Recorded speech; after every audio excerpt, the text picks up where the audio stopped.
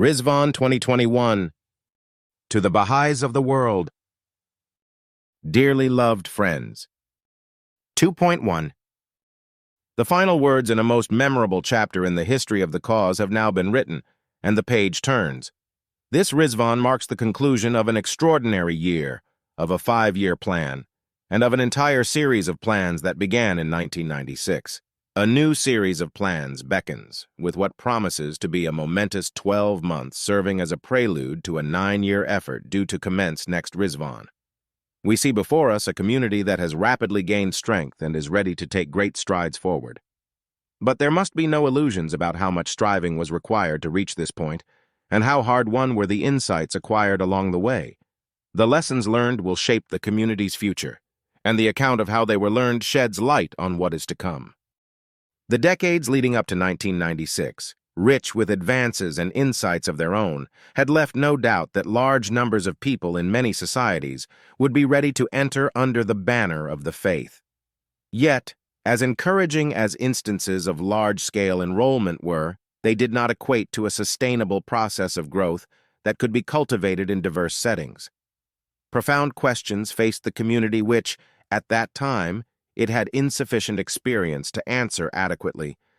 How could efforts aimed at its expansion proceed hand in hand with the process of consolidation and resolve the long-standing, seemingly intractable challenge of sustaining growth? How could individuals, institutions, and communities be raised up that would be capable of translating Baha'u'llah's teachings into action? And how could those who were attracted to the teachings become protagonists in a global spiritual enterprise? 2.3. So it was that a quarter of a century ago, a Baha'i community that could still count 3 hands of the cause of God in its front ranks embarked on a 4-year plan, distinguished from those that came before it by its focus on a single aim: a significant advance in the process of entry by troops. This aim came to define the series of plans that followed. The community had already come to understand that this process was not just the entry into the faith of sizable groups, nor would it emerge spontaneously. It implied purposeful, systematic, accelerated expansion and consolidation. This work would require the informed participation of a great many souls, and in 1996, the Baha'i world was summoned to take up the vast educational challenge this entailed. It was called to establish a network of training institutes focused on generating an increasing flow of individuals endowed with the necessary capacities to sustain the process of growth. 2.4. The Friends set about this task aware that, notwithstanding their previous victories in the teaching field, plainly they had much to learn about which capacities to acquire and, crucially, how to acquire them. In many ways, the community would learn by doing, and the lessons it learned, once they had been distilled and refined by being applied in diverse settings over time, would eventually be incorporated into educational materials. It was recognized that certain activities were a natural response to the spiritual needs of a population. Study circles, children's classes, devotional meetings, and later junior youth groups stood out as being of central importance in this regard, and when woven together with related activities, the dynamics generated could give rise to a vibrant pattern of community life. And as the numbers participating in these core activities grew, a new dimension was added to their original purpose. They came to serve as portals through which youth, adults, and whole families from the wider society could come into an encounter with the revelation of Baha'u'llah. It was also becoming apparent how practical it was to consider strategies for the work of community building within the context of the cluster. A geographic area of manageable size with distinct social and economic features, a capacity for preparing simple plans at the level of the cluster began to be cultivated, and out of such plans, programs for the growth of the faith arose, organized into what would become 3-month cycles of activity. An important point of clarity emerged early on. The movement of individuals through a sequence of courses gives impetus to, and is perpetuated by, the movement of clusters along a continuum of development. This complementary relationship helped the Friends everywhere to assess the dynamics of growth in their own surroundings and chart a path towards increased strength. As time went on, it proved fruitful to view what was occurring in a cluster, both from the perspective of three educational imperatives, serving children, junior youth and adults, as well as from the perspective of the cycles of activity essential to the rhythm of growth. Partway into a 25-year endeavor, many of the most recognizable features of the growth process we see today were becoming well established. 2.5. As the efforts of the Friends intensified, various principles, concepts, and strategies of universal relevance to the growth process began to crystallize into a framework for action that could evolve to accommodate new elements. This framework proved fundamental to the release of tremendous vitality. It assisted the Friends to channel their energies in ways that, experience had shown, were conducive to the growth of healthy communities. But a framework is not a formula. By taking into account the various elements of the framework when assessing the reality of a cluster, a locality, or simply a neighborhood, a pattern of activity could be developed that drew on what the rest of the Baha'i world was learning, while still being a response to the particulars of that place.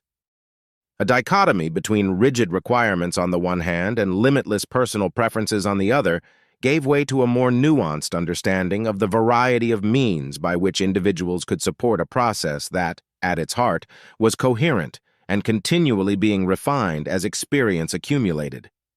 Let there be no doubt about the advance represented by the emergence of this framework. The implications for harmonizing and unifying the endeavors of the entire Baha'i world and propelling its onward march were of great consequence. 2.6. As one plan succeeded another, and engagement with the work of community building became more broadly based, advances at the level of culture became more pronounced.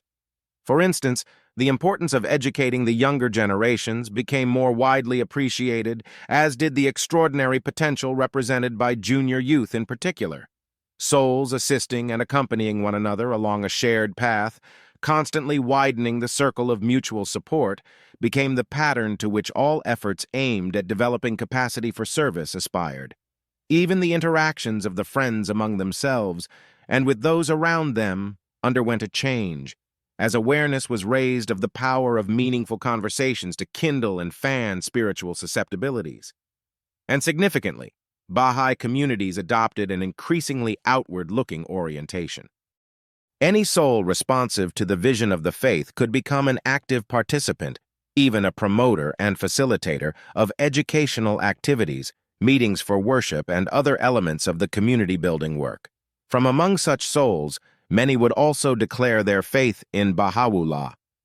Thus, a conception of the process of entry by troops emerged that relied less on theories and assumptions and more on actual experience of how large numbers of people could find the faith, become familiar with it, identify with its aims, join in its activities and deliberations, and in many cases, embrace it. Indeed, as the Institute process was strengthened in region after region, the number of individuals taking a share in the work of the plan, extending even to those recently acquainted with the faith, grew by leaps and bounds. But this was not being driven by a mere concern for numbers. A vision of personal and collective transformation occurring simultaneously, founded on study of the Word of God and an appreciation of each person's capacity to become a protagonist in a profound spiritual drama, had given rise to a sense of common endeavor. 2.7. One of the most striking and inspiring features of this 25-year period has been the service rendered by Baha'i youth, who with faith and valor have assumed their rightful place in the forefront of the community's efforts. As teachers of the cause and educators of the young, as mobile tutors and homefront pioneers, as cluster coordinators and members of Baha'i agencies, youth on 5 continents have arisen to serve their communities with devotion and sacrifice. The maturity they have demonstrated, in the discharge of duties upon which depends the advancement of the divine plan, is expressive of their spiritual vitality and their commitment to safeguarding humanity's future. In recognition of this increasingly evident maturity, we have decided that, immediately following this Riḍván, while the age at which a believer becomes eligible to serve on a spiritual assembly shall remain 21, the age at which a believer may vote in Baha'i elections shall be lowered to 18. We have no doubt that Baha'i youth everywhere who are of age will vindicate our confidence in their ability to fulfill conscientiously and diligently, the sacred duty to which every Baha'i elector is called. 2.8. We are conscious that naturally the realities of communities differ greatly. Different national communities and different places within those communities began this series of plans at different points of development. Since then, they have also developed at different speeds and have attained different levels of progress. This, in itself, is nothing new. It has always been the case that conditions in places vary, as does the degree of receptivity found there. But we perceive, too, a swelling tide whereby the capacity, confidence, and accumulated experience of most communities are rising, buoyed by the success of their sister communities near and far. As an example, while souls who arose to open a new locality in 1996 lacked nothing for courage, faith, and devotion, today their counterparts everywhere combine those same qualities with knowledge, insights, and skills that are the accumulation of 25 years of effort by the entire Baha'i world to systematize and refine the work of expansion and consolidation. 2.9. Regardless of a community's starting point, it has advanced the process of growth when it has combined qualities of faith, perseverance, and commitment with a readiness to learn. In fact, a cherished legacy of this series of plans is the widespread recognition that any effort to advance begins with an orientation towards learning. The simplicity of this precept belies the significance of the implications that follow from it. We do not doubt that every cluster, given time, will progress along the continuum of development. The communities that have advanced most quickly, relative to those whose circumstances and possibilities were similar, have shown an ability to foster unity of thought and to learn about effective action. And they did so without hesitating to act. 2.10. A commitment to learning also meant being prepared to make mistakes, and sometimes, of course, mistakes brought discomfort. Unsurprisingly, new methods and approaches were handled inexpertly at first because of a lack of experience. On occasion, a newly acquired capacity of one kind was lost as a community became absorbed in developing another. Having the best of intentions is no guarantee against making missteps, and moving past them requires both humility and detachment. When a community has remained determined to show forbearance and learn from mistakes that naturally occur, progress has never been out of reach. 2.11. Midway through the series of plans, the community's involvement in the life of society began to become the focus of more direct attention. The believers were encouraged to think of this in terms of two interconnected areas of endeavor: social action and participation in the prevalent discourses of society. These, of course, were not alternatives to the work of expansion and consolidation, much less distractions from it. They were inherent within it. The greater the human resources a community could call on, the greater became its capacity to bring the wisdom contained in Baha'u'llah's revelation to bear upon the challenges of the day, to translate his teachings into reality. And the troubled affairs of humankind over this period seem to underline how desperate was its need for the remedy prescribed by the divine physician. Implied in all this was a conception of religion very different from those holding sway in the world at large, a conception which recognized religion as the potent force propelling an ever-advancing civilization. It was understood that such a civilization would also not appear spontaneously, of its own accord. It was the mission of Baha'u'llah's followers to labor for its emergence. Such a mission demanded applying the same process of systematic learning to the work of social action and engagement in public discourse. 2.12. Viewed from the perspective of the last 2.5 decades, the capacity for undertaking social action has risen markedly, leading to an extraordinary efflorescence of activity. Compared with 1996, when some 250 social and economic development projects were being sustained from year to year, there are now 1,500, and the number of Baha'i-inspired organizations has quadrupled to surpass 160. More than 70,000 grassroots social action initiatives of short duration are being undertaken each year, a 50-fold increase. We look forward to a continued rise in all these endeavors resulting from the dedicated support and stimulus now provided by the Baha'i International Development Organization. Meanwhile, Baha'i participation in the prevalent discourses of society has also grown immensely.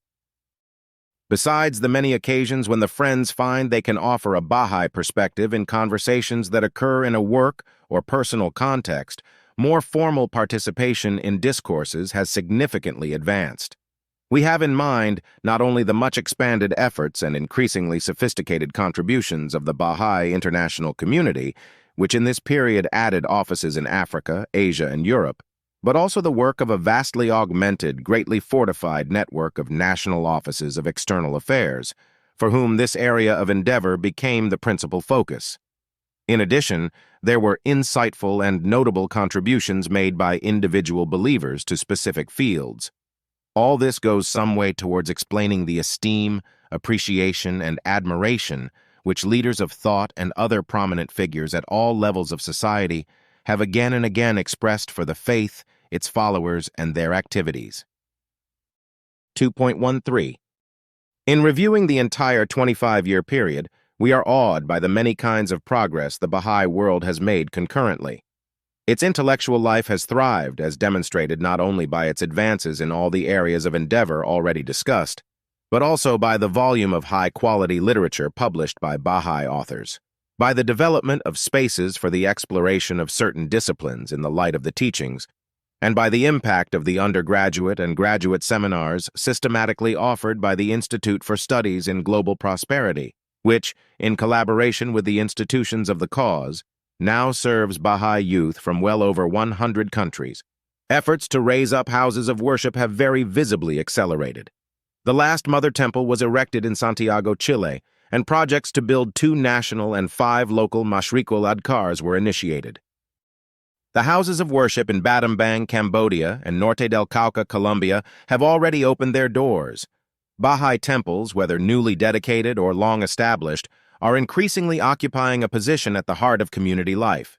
The material support offered by the rank and file of the believers for the myriad endeavors undertaken by the Friends of God has been unstinting.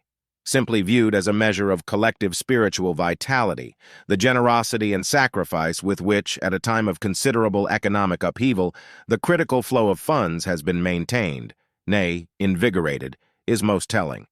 In the realm of Baha'i administration, the capacity of national spiritual assemblies to manage the affairs of their communities in all their growing complexity has been considerably enhanced. They have benefited in particular from new heights of collaboration with the counselors, who have been instrumental in systematizing the gathering of insights from the grassroots across the world and ensuring they are widely disseminated. This was also the period in which the Regional Baha'i Council emerged as a fully fledged institution of the cause, and in 230 regions now, councils and those training institutes they oversee have proved themselves indispensable for advancing the process of growth. To extend into the future the functions of the Chief Trustee of Huququllah, the hand of the cause of God Ali Muhammad Varka, the International Board of Trustees of Huququllah, was established in 2005. Today, it coordinates the efforts of no less than 33 national and regional boards of trustees that now compass the globe, which in turn guide the work of over 1,000 representatives. The developments which occurred at the Baha'i World Center during this same period are many. Witness the completion of the terraces of the Shrine of the Bab and 2 buildings on the Ark, and the commencement of the construction of the Shrine of Abdul Baha, not to mention a host of projects to strengthen and preserve the precious holy places of the faith.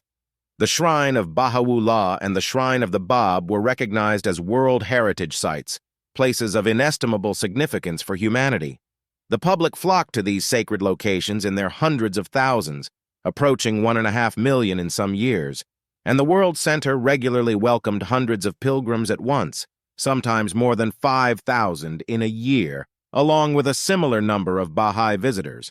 We are delighted as much by the raised numbers as by the scores of different peoples and nations represented among those who partake of the bounty of pilgrimage. The translation, publication, and dissemination of the sacred texts has also been greatly accelerated, in parallel with the development of the Baha'i Reference Library, one of the most notable members of the growing family of websites associated with Baha'i.org, which itself is now available in 10 languages. A variety of offices and agencies have been established, situated at the World Center and elsewhere, charged with supporting the process of learning unfolding across multiple areas of endeavor throughout the Baha'i world. All this, our sisters and brothers in faith, is but a fraction of the tale we could recount of what your devotion to him, who was the wronged one of the world, has brought forth. We can but echo the poignant words once voiced by the beloved Master, when, overcome with emotion, he cried out, "O Baha'u'llah, what hast thou done?" 2.14. From the panorama of a pivotal quarter-century, we now direct our focus to the most recent 5-year plan, a plan quite unlike any that has gone before in a variety of ways. In this plan, we urged the Baha'is of the world to draw on all that they had learned in the previous 20 years and put it to full effect. We are delighted that our hopes in this regard were more than met. But while we would naturally expect great things from the followers of the Blessed Beauty, the character of what was achieved through their Herculean efforts was truly breathtaking. It was the capstone to an accomplishment 25 years in the making. 2.15.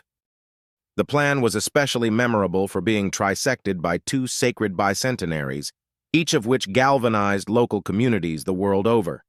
The Company of the Faithful demonstrated, on a scale never previously witnessed and with relative ease, a capacity to engage people from all sections of society in honoring the life of a manifestation of God. It was a powerful indicator of something broader, the ability to channel the release of tremendous spiritual energies for the advancement of the cause. So magnificent was the response that in many places the faith was propelled out of obscurity at the national level. In settings where it was unexpected, perhaps unlooked for, marked receptivity to the faith became apparent. Thousands upon thousands upon thousands were transported by their encounter with a devotional spirit that is today characteristic of Baha'i communities everywhere. The vision of what is made possible by observing a Baha'i holy day was immeasurably expanded. 2.16.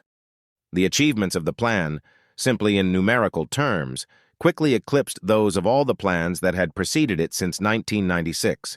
At the start of this plan, the capacity existed for conducting just over 100,000 core activities at a given time, a capacity that was the fruit of 20 years of common endeavor. Now, 300,000 core activities are being sustained at once. Participation in those activities has risen above 2 million, which is also close to a threefold increase. There are 329 national and regional training institutes in operation, and their capacity is evidenced by the fact that 750,000 people have been enabled to complete at least one book of the sequence. Overall, the number of courses completed by individuals is now also 2 million, a rise of well over a third in 5 years. 2.17. The increased intensity with which programs of growth around the world are being pursued tells an impressive story of its own. In this 5-year span, we had called for growth to be accelerated in every one of the 5,000 clusters where it had begun. This imperative became the impetus for earnest endeavor throughout the world. As a result, the number of intensive programs of growth more than doubled and now stands at approximately 4,000. Difficulties involved in opening up new villages and neighborhoods to the faith in the midst of a global health crisis, or expanding activities that were at an early stage when the pandemic began, prevented an even higher total from being reached during the plan's final year. However, there is more to tell than this. At the outset of the plan, we had expressed the hope that the number of clusters where the Friends had passed the 3rd milestone along a continuum of growth, as a consequence of learning how to welcome large numbers into the embrace of their activities, would grow by hundreds more. That total then stood at around 200, spread across some 40 countries. 5 years on, this number has risen to an astonishing 1,000 in nearly 100 countries, a quarter of all the intensive programs of growth in the world, and an achievement far surpassing our expectations. And yet even these figures do not reveal the loftiest heights to which the community has soared. There are over 30 clusters where the number of core activities being sustained exceeds 1,000. In places, the total is several thousand, involving the participation of more than 20,000 people in a single cluster. A growing number of local spiritual assemblies now oversee the unfoldment of educational programs that cater to practically all the children and junior youth in a village. The same reality is beginning to emerge within a few urban neighborhoods. Engagement with the revelation of Baha'u'llah has, in notable instances, transcended individuals, families, and extended kinships. What is being witnessed is the movement of populations towards a common center. At times, age-old hostilities between opposing groups are being left behind, and certain social structures and dynamics are being transformed in the light of the divine teachings. 2.18. We cannot but be overjoyed at advances so impressive. The society-building power of the faith of Baha'u'llah is being manifested with ever more clarity, and this is a firm foundation upon which the coming 9-year plan will build. Clusters of marked strength, as had been hoped, have proven to be reservoirs of knowledge and resources for their neighbors, and regions where more than one such cluster exists have more easily developed the means to accelerate growth in cluster after cluster. We feel compelled to stress again, however, that progress has been near universal. The difference in progress between one place and another is of degree. The community's collective understanding of the process of entry by troops and its confidence in being able to stimulate this process under any set of circumstances have risen to levels that were unimaginable in decades past. The profound questions that had loomed for so long and which were brought into sharp focus in 1996 have been convincingly answered by the Baha'i world. There is a generation of believers whose entire lives bear the imprint of the community's progress. But the sheer scale of what has occurred in those many clusters, where the frontiers of learning are being extended, has turned a significant advance in the process of entry by troops into a momentous one of historic proportions. 2.19. Many will be familiar with how the Guardian divided the ages of the faith into consecutive epochs. The fifth epoch of the formative age began in 2001. Less well known is that the Guardian also made specific reference to there being epochs of the divine plan and stages within those epochs. Held in abeyance for 2 decades while local and national organs of the administrative order were being raised up and strengthened, the divine plan conceived by Abdul-Baha was formally inaugurated in 1937 with the commencement of the first stage of its first epoch, the 7-year plan assigned by the Guardian to the North American Baha'i community. This first epoch closed after the conclusion of the 10-year crusade in 1963, which had resulted in the banner of the faith being planted across the world. The opening stage of the second epoch was the first 9-year plan, and no less than 10 plans have followed in its wake, plans that have ranged in duration from 12 months to 7 years. At the dawn of this second epoch, the Baha'i world was already witnessing the earliest beginnings of that entry into the faith, by troops that had been foreseen by the author of the divine plan.